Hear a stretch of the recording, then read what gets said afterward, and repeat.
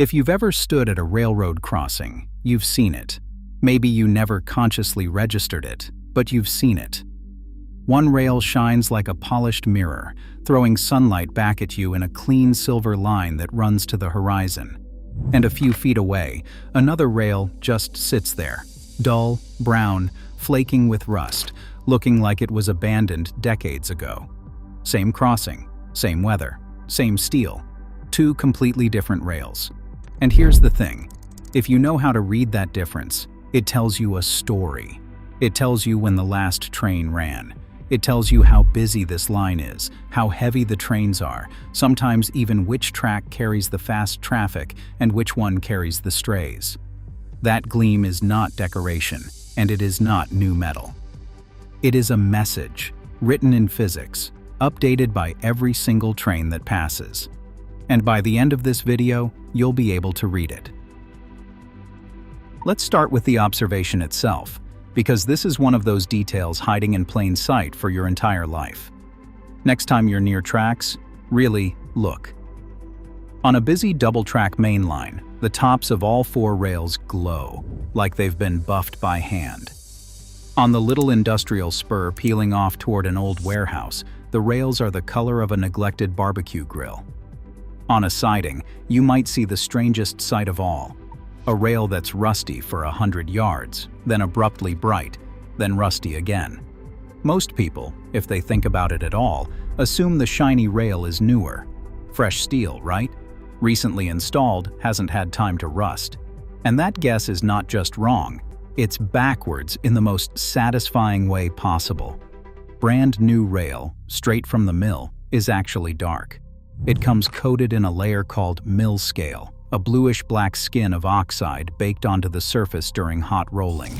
Lay a brand new rail in the track, and it looks duller than the old one it replaced.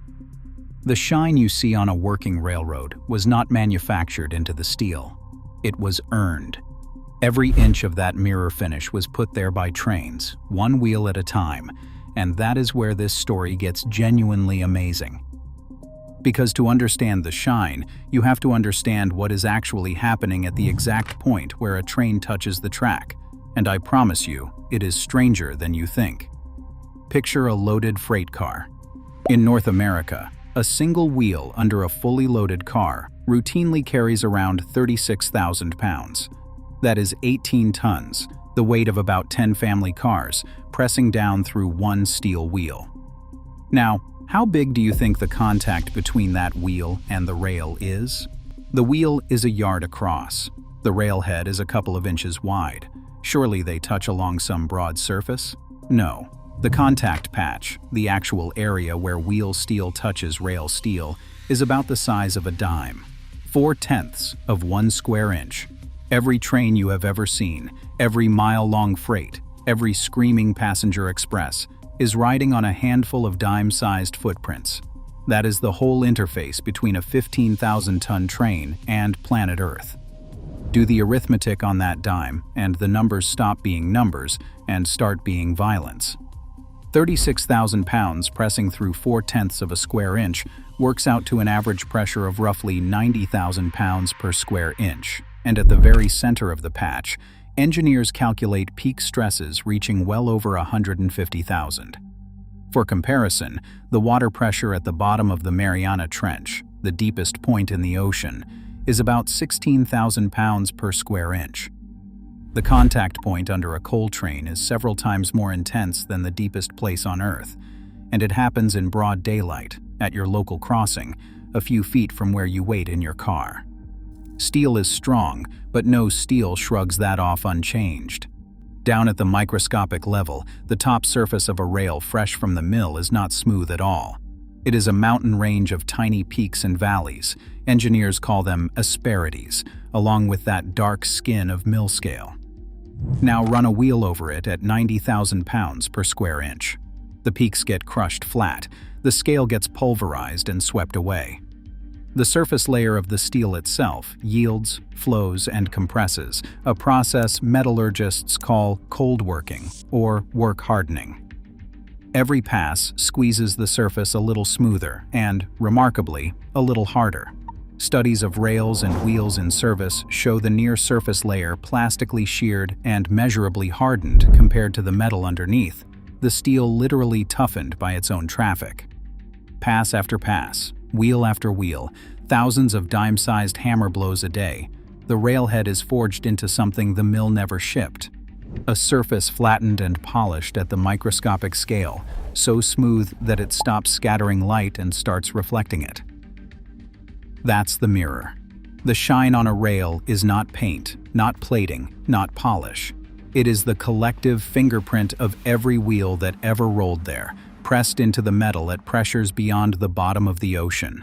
And once you know that, you can start reading details. Look closely at a shiny rail, and you'll see the bright band doesn't cover the whole railhead. It's a stripe, maybe an inch or two wide, running down the top, with darker steel on either side.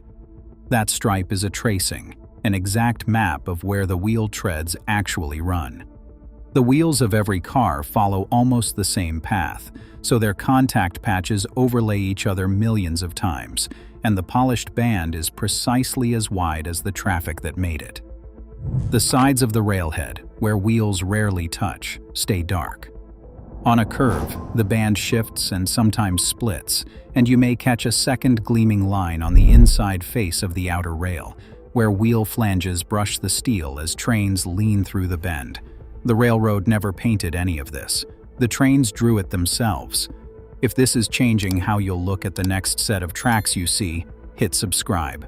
There are hidden codes like this one written into every part of the railroad, and we decode a new one every week.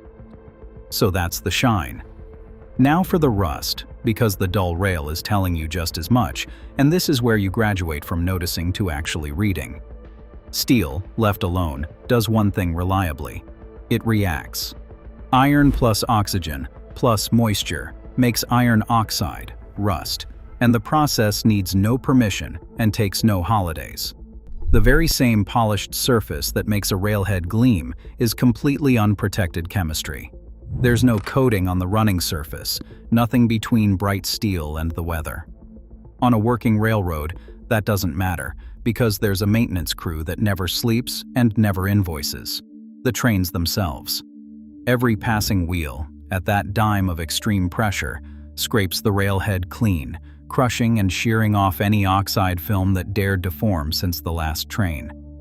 Rust never gets to take hold because it never gets time. A busy main line is perpetually bright for the same reason a river stone is perpetually smooth. Constant traffic, endless renewal. But stop the trains, and the countdown starts immediately. In damp weather, a freshly polished railhead can wear a visible orange bloom within days. Give it a few weeks of silence, and the mirror is gone, buried under brown. Give it months, and the rail looks ancient, even if it was rolling traffic in the spring. This is the entire secret of the two rails at your crossing.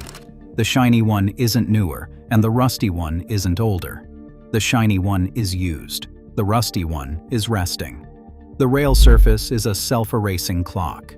Shine means the trains keep resetting it. Rust means nobody has reset it in a while, and the depth of the rust tells you roughly how long. Track inspectors read this instinctively, spotting at a glance which sidings are actually seeing service.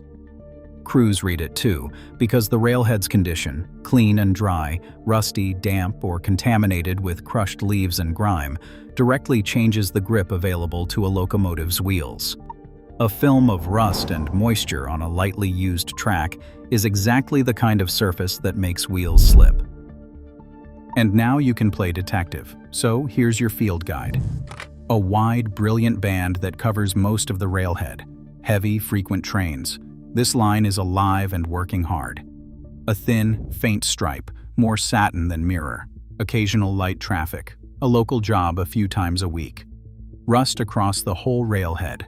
Nothing has run here in weeks at minimum. And the best trick of all, the one that feels like a magic power once you spot it.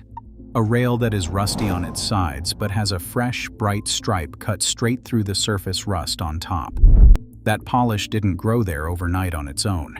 A train did that recently, maybe while you were asleep. The line you assumed was dead saw a movement in the last day or two, and the wheels left a signed confession. Once you see that, you understand the promise in this video's title. On a line you know, watching the railhead is genuinely informative. Dull rail slowly brightening over days means service has returned. A mirror stripe on a quiet branch means trains are running now, whatever the weeds suggest. The shine is the single most honest sign that steel wheels are coming back. But let me hand you the serious version of that lesson, the one every railroader would want me to say. It does not work in reverse. Rust is not a promise of safety. Railroads move equipment when they need to.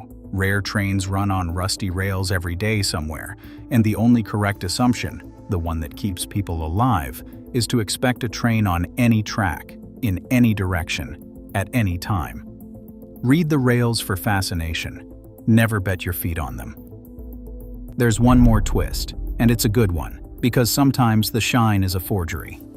Every so often, usually at night, a machine crawls down the main line, throwing a rooster tail of orange sparks, looking like a slow-motion firework display on wheels. That's a rail grinding train, and it exists because all that polishing pressure we've been celebrating has a dark side. Millions of contacts at 90,000 pounds per square inch don't just harden and smooth the railhead. Over the years, they fatigue it. Microscopic cracks, engineers call the fine surface ones head checks, begin to form in the running band, and the profile of the railhead slowly deforms out of its designed shape. Left alone long enough, small cracks can grow into big ones, and big cracks in rails are how derailments start. So railroads fight back by deliberately sanding their entire railroad. A grinding train carries rows of spinning abrasive stones that shave a hair-thin layer off the railhead, sparks flying, grinding away the fatigued, micro-cracked skin and resculpting the rail back to its ideal profile, like a dentist resurfacing a tooth. And when the grinding train has passed, it leaves behind a railhead that gleams brilliantly, often with fine, faintly patterned grind marks, on a line where no revenue train may have run for days. Shine without traffic. The one exception to everything I've taught you, and even the exception carries information. Freshly ground rail means the railroad just spent serious money maintaining this line, which means they intend to keep using it. The forged shine and the earned shine are both good news, and after a few trains, the wheels polish the grind marks away, and the earned shine takes over again.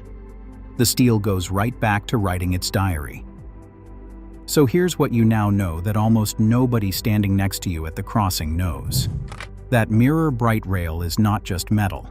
It's a running record, a surface rewritten by every wheel at pressures greater than the bottom of the sea, hardened and polished by the very traffic it carries, erased by rust the moment the traffic stops, and occasionally counterfeited by a machine spitting sparks in the dark. The rails are a text, and the trains are the pen. When the shine fades, you're reading silence. When it returns, you're reading a schedule nobody published. Train tracks aren't static, and they never were. They're being written on, constantly, one dime-sized fingerprint at a time. And now, finally, you know how to read them. If this changed the way you'll look at the next set of tracks you see, hit like and subscribe, because the railroad is full of hidden codes exactly like this one, and we decode a new one every week. And I want to hear from you in the comments. What's the weirdest thing you've ever noticed about a railroad track that you never got an answer for? A strange mark? A mystery object? A sound? Anything? I read every single one, and the best questions become the next video.